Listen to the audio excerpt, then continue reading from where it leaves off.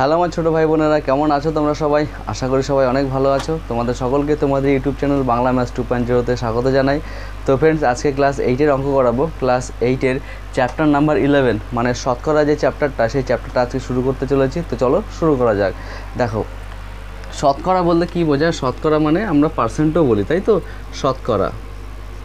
শতকরা যখনই কথাটা আসবে তখনই পার্সেন্ট, এটা হচ্ছে শতকরা চিহ্ন। কেমন? যদি তোমাকে বলে দেয় যে মনে করো আমি একটা ফল বিক্রি করতে গেছি, ফল বিক্রি করে আমি 10% লাভ করেছি, 10% বা 10% লাভ করেছি। শতকরা বলে, শতাংশ বলে, পার্সেন্টও বলে, ঠিক আছে? আচ্ছা, এই যে 10% লাভ করেছি, এটার মানেই হচ্ছে এই যে এটা শতকরা চিহ্ন, এই শতকরা চিহ্ন হচ্ছে 100-র মধ্যে। শতকরা সবসময় 100-র মধ্যে হিসাব হয়। কেমন? আচ্ছা, তাহলে আমি বলেছি যে 10% লাভ করেছি, অর্থাৎ আমি যদি কোনো বস্তু 100 টাকায় কিনে সেই বস্তুটিকে আমি 100 টাকায় কিনে লাভ করেছি 10 টাকা। যেহেতু 10% লাভ করেছি, তার মানে কি 100 টাকায় কিনে সেই বস্তুটিকে আমি লাভ করেছি 10 টাকা। তাহলে 100 টাকায় কিনেছি, তাহলে বিক্রি করেছি কত টাকায়? নিশ্চয়ই 100 টাকার বেশিতে বিক্রি করেছি। 100 টাকা দিয়ে কিনেছি, 100 টাকার কমে যদি বিক্রি করি তাহলে আমার ক্ষতি হয়ে যাবে। যেহেতু লাভ করেছি 10 টাকা, অর্থাৎ কত টাকায় কিনেছি? 100 যোগ 10 অর্থাৎ 110 টাকা। এই জিনিসটা তোমাকে বুঝতে হবে। আচ্ছা, এইবার যদি তোমাকে বলি যে লাভ না, ক্ষতি করেছি, 10% ক্ষতি হয়েছে, তাহলে সেই ক্ষেত্রে 100 টাকায় বস্তুটা কিনেছি 100 টাকা দিয়ে, তাহলে আমার 100 টাকায় ক্ষতি হয়েছে কত? 10 টাকা। 100 টাকায় ক্ষতি হয়েছে 10 টাকা। এইবার যদি বলি তাহলে এটা হচ্ছে ক্ষতির পরিমাণ 10 টাকা। আমি তাহলে যদি বলি বিক্রি করেছি কত টাকায়, সেটা বার করে যদি, তাহলে কি করব? দেখো, আমার 100 টাকা দিয়ে কিনেছি, 10 টাকা ক্ষতি হয়েছে, তার মানে নিশ্চয়ই আমি কম দামে বিক্রি করেছি। যে টাকা দিয়ে কিনেছি তার থেকে কত টাকা কম দামে বিক্রি করেছি? 10 টাকা। যেহেতু 10 টাকা ক্ষতি হয়েছে, তাই কত টাকা বিক্রয় হবে? 90 টাকা। এই জিনিসটা তোমাকে বুঝতে হবে। এই জিনিসটা যদি বুঝতে পারো তাহলে অঙ্ক খুব সহজ হয়ে যাবে। 10% লাভ বা যে কোনো পার্সেন্ট যদি লাভ হয় তাহলে ওই ক্রয় মূল্যের সাথে যোগ হবে, আর যদি ক্ষতি হয় তাহলে সেটা বিয়োগ হবে। বোঝা গেছে? আচ্ছা, তাহলে এইটাই হচ্ছে শতকরা। যদি তোমাকে 25% বলে, তাহলে 25% মানে 100 টাকায় 25%। আর যে টোটালটা ধরো তাহলে 125, ঠিক আছে? এখানে পার্সেন্ট না, 100 টাকায় 25, আর যে টোটালটা ধরা হয় তাহলে 125 ধরা হয়। এবার চলো অঙ্কে চলে যাই, স্টেপ বাই স্টেপ অঙ্কগুলো করাতে থাকি। আশা করি তোমরা খুব সহজেই বুঝতে পারবে। দেখো, একের অঙ্কটা কি আছে? আমার কাছে 50 টাকা আছে, 50 টাকার 12% আমি স্কুলে পেন কিনতে খরচ করেছি। আমি কত টাকার পেন কিনলাম? দেখো, তাহলে লিখে লিখে করতে হবে। আমার কাছে টাকা আছে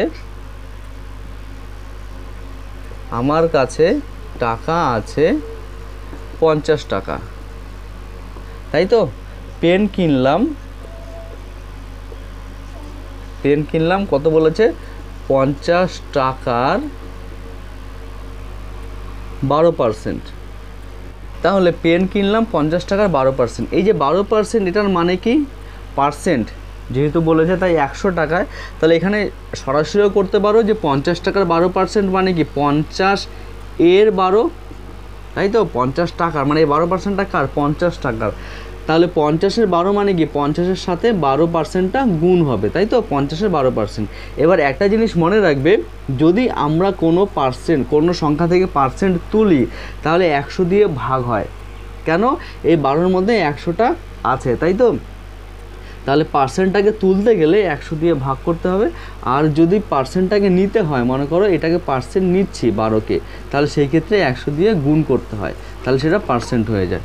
যদি 100 দিয়ে গুণ করি তাহলে পার্সেন্টে চলে আসে, আর যদি পার্সেন্টটাকে তুলতে হয় তাহলে 100 দিয়ে ভাগ করতে হবে। বোঝা গেছে? তাহলে এই 12%টা কার? 50-এর, অর্থাৎ 50 গুণ 12%। তার মানে কী হবে? কি বললাম? পার্সেন্টটাকে তুলতে গেলে 100 দিয়ে ভাগ করতে হবে, অর্থাৎ 12/100। তা কি কোন এককে ছিল? টাকা এককে ছিল, অর্থাৎ হয়ে গেল। এবার কাটাকুটি করলে যেটা হয় সেটা 50 দুগুণে 100 আর 6 দুগুণে 12, অর্থাৎ 6 টাকা। এটা আমি শর্টকাট প্রসেসে তোমাদের দেখালাম যে 50-এর 12% মানে 50-এর 12%, অর্থাৎ 50 গুণ 12/100। ঠিক আছে? এবার এটাকে যদি আমরা ডিটেলসে করি, সেই ডিটেলস নিয়মটা তোমরা বুঝে নাও। দেখো পেন কিনেছি 50 টাকার 12%, তার মানে এই কথাটার মানে কি 12% কথাটার মানে কি 100 টাকায় পেন কিনলাম, তাই তো 100 টাকায় পেন কিনলাম 12 টাকার, যেহেতু 12% মানে 100, তাহলে এই 12 টাকার 100-র মধ্যে 100 টাকায় পেন কিনলাম 12 টাকা, তাহলে আমার কাছে তো 100 টাকা নেই, শতকরা হিসাবে 100 টাকায় কিনেছি, কিন্তু আমার কাছে টোটালি মানে 50 টাকা আছে। তাহলে 50 টাকার মধ্যে কত টাকার পেন কিনেছি সেটাই আমাকে বার করতে হবে। তাহলে এটা ঐকিক নিয়মে সবসময় একে বার করতে হয় প্রথমে। তাহলে 100 টাকায় পেন কিনলাম 12 টাকার, তাহলে 1 টাকার মধ্যে পেন কিনলাম কি হবে, অবশ্যই কম হবে 12/100 টাকার। এবার কত টাকার মধ্যে বার করতে বলেছে 50 টাকা, অর্থাৎ 50 টাকার মধ্যে পেন কিনেছি 12/100 গুণ 50, কাটাকুটি করে একই নিয়ম, 50 দুগুণে 100, 6 দুগুণে 12, অর্থাৎ 6 টাকা। দেখো দুটো নিয়মে তোমাকে আমি অঙ্কটা দেখিয়ে দিলাম, তোমরা যেটা খুশি সেটা তুমি যদি এই নিয়মে সরাসরি করে দাও তাও হবে, যদি ঐকিক নিয়মে করো তাও হবে, ঠিক আছে, যেইভাবে তোমরা বুঝবে সেভাবেই করবে। আচ্ছা এবার চলো 2-এর অঙ্কটায় চলে যাই। দেখো এবার 2-এর অঙ্কটা বলেছে বিদেশ থেকে একটি মেশিন এখানে আনতে 120% কর দিতে হয়, তাহলে জিনিসটা বোঝো 120% কর, 120% কর দিতে হচ্ছে, তার মানে কি বিদেশ থেকে আমি আমাদের দেশে একটা মেশিন নিয়ে আসবো, তাহলে বিদেশে যদি কোনো বস্তুর দাম 100 টাকা হয় তাহলে আমাকে এখানে 120 টাকা এক্সট্রা কর দিতে হচ্ছে, কত টাকার ওপরে, এই 100 টাকার ওপরে, তার মানে এখানে আমার দাম কত হচ্ছে টোটাল 220 টাকা। বোঝা গেল, কর মানে হচ্ছে যেটা এক্সট্রা টাকা দিতে হয়, ঠিক আছে, যেহেতু আমি বিদেশ থেকে আনছি এই দেশে তাই আমাকে 120% কর দিতে হবে, কত টাকার মধ্যে, যেহেতু পার্সেন্ট তাই 100 টাকার মধ্যে কর দিতে হবে 120 টাকা, তার মানে আমার টোটাল খরচ পড়ছে কত, ওই বস্তুটার উপরে মেশিনটার উপরে 100 টাকা দিয়ে কিনেছি আর 120 টাকা আমাকে কর দিতে হচ্ছে, অর্থাৎ টোটাল দাম হলো আমার 220 টাকা, তার মানে ওই বস্তুটাকে এখানে নিয়ে আসতে খরচ হয়েছে আমার টোটাল 220 টাকা। বোঝা গেছে। এইবার বলেছে যদি মেশিনটির দাম বিদেশে 3 লক্ষ টাকা হয় তবে কর দেওয়ার পরে এখানে দাম কত হবে, তার মানে কি মেশিনটির দাম যদি 3 লক্ষ টাকা হয় তাহলে এইখানে তার দাম কত হবে। দেখো যদি 100 টাকা বিদেশে দাম হয় তাহলে এখানে দাম হচ্ছে 220 টাকা, একে কত 3 লক্ষ টাকায় কত হয়ে যাবে, এই জিনিসটা লিখে লিখে করতে হবে। আশা করি বুঝেছো, চলো এবার লিখে লিখে করি, আরও ভালো বুঝতে পারবে। দেখো প্রথমে বলেছে কি বিদেশ থেকে একটি মেশিন এখানে আনতে 120% কর দিতে হয়, সেটাই লিখব যে বিদেশ থেকে মেশিন আনতে কর দিতে হয় 120%, সুতরাং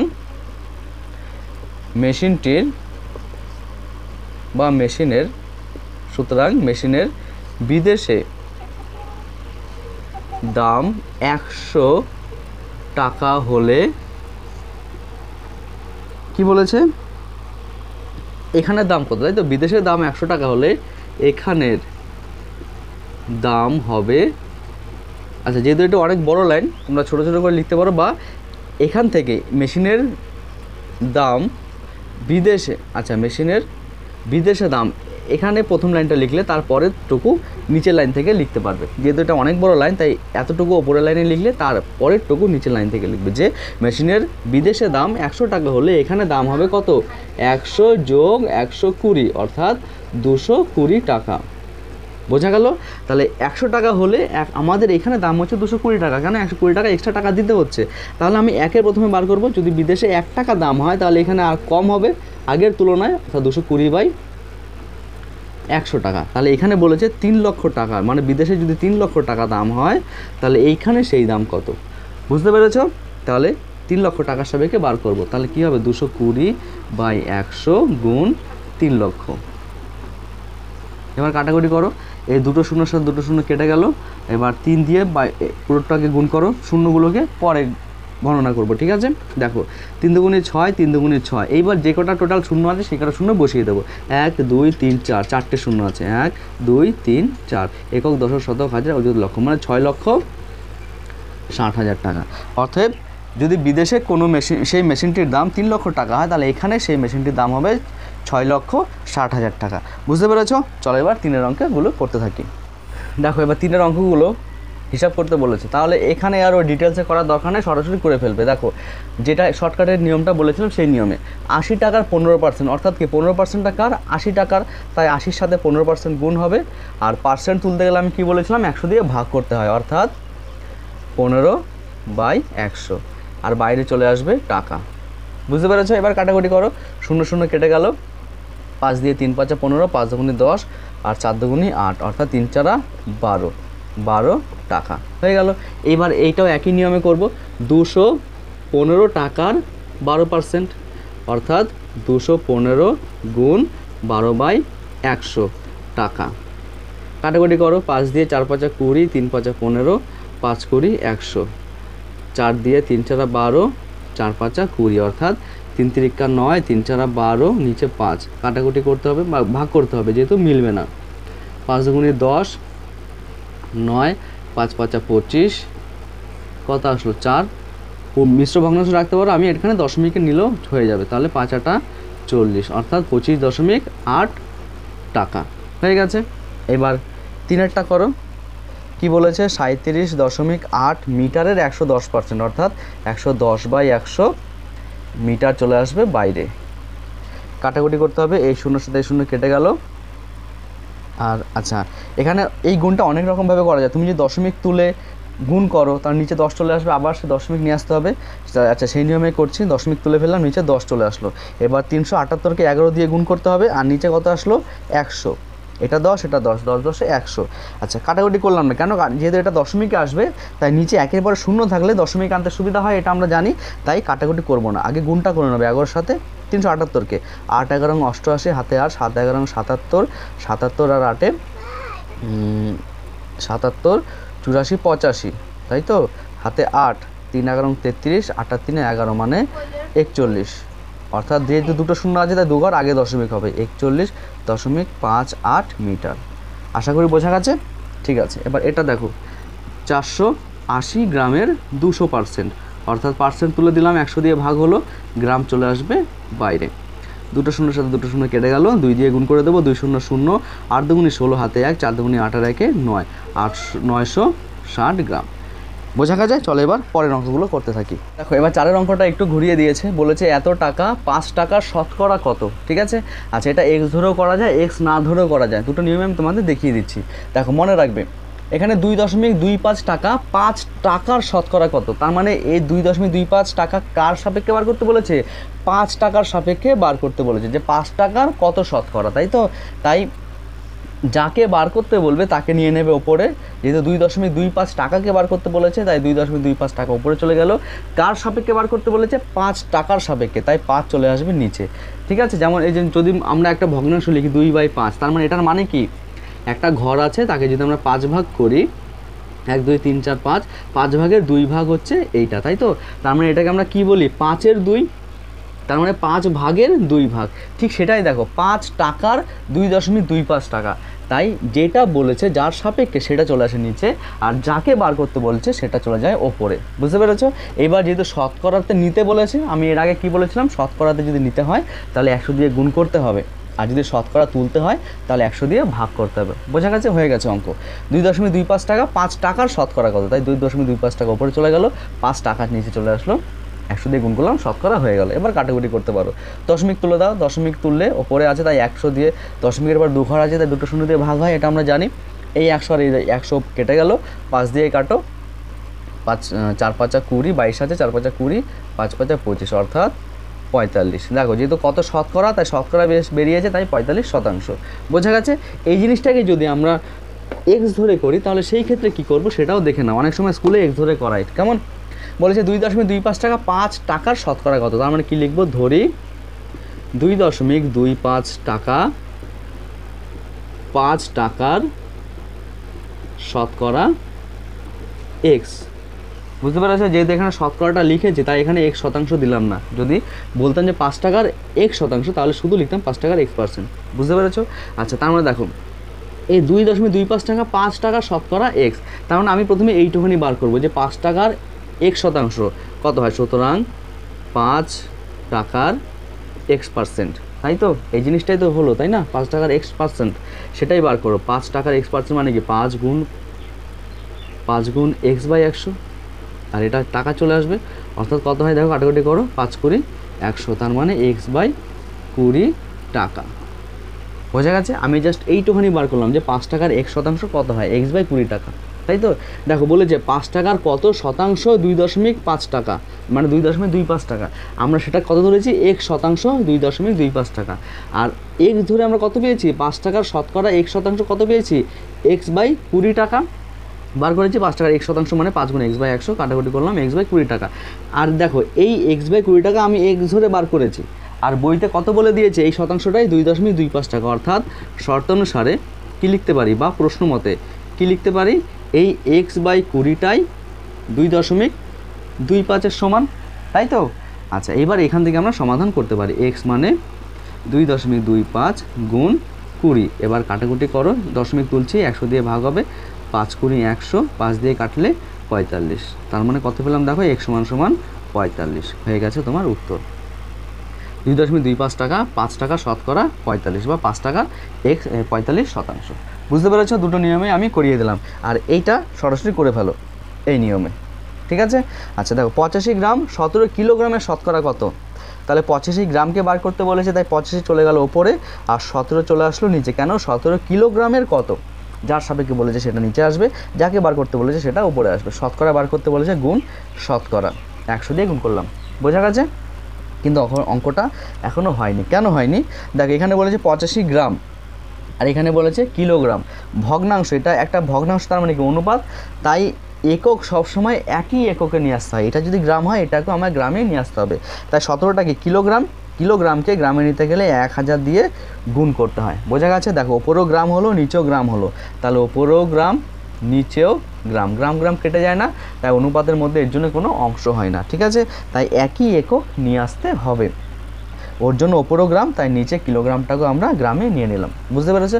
এখানে টাকা আছে, এখানে যদি পয়সা থাকতো আর এখানে যদি টাকা থাকতো, তাহলে নিচে কিন্তু টাকাটাকে পয়সায় নিয়ে নিতাম। বুঝতে পেরেছো? যেহেতু দুটোই এক একক, তাই আমরা কিছু করিনি।